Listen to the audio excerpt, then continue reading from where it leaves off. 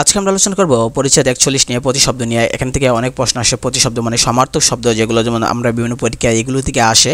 সাধারণত এগুলোতে অনেক আসে, তাই এগুলো আমাদেরকে শিখতে হবে। যেমন অলস শব্দের প্রতিশব্দ মানে সমার্থক শব্দ কী কী আছে, যেমন আলসে, নিষ্ক্রিয়, নিষ্কর্মা, অকর্মা, শ্রমকাতর, অকেজ, অকর্মণ্য, এগুলো আমাদের শিখতে হবে। যেমন ইচ্ছা মানে কি আকাঙ্ক্ষা, আশা, অবিলাস, প্রার্থনা, চাওয়া, এগুলো আমাদেরকে জানতে হবে।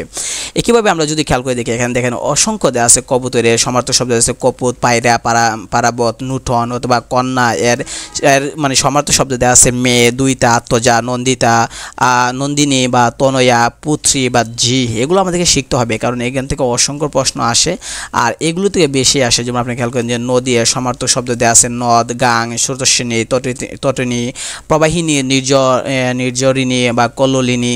এগুলো আমাদেরকে শিখতেই হবে, বিভিন্ন পরীক্ষা আসে। সমুদ্র আপনি খেয়াল করে দেখেন, যেমন সাগর, সিন্ধু, সায়ন, দরিয়া, জলদি, অকুল, পাতার, বারিদি, রত্নাকর, নীলাম্বু, পয়ুদি, বারীন্দ্র, অর্ণব, পারাপার, এগুলো থেকে আসে।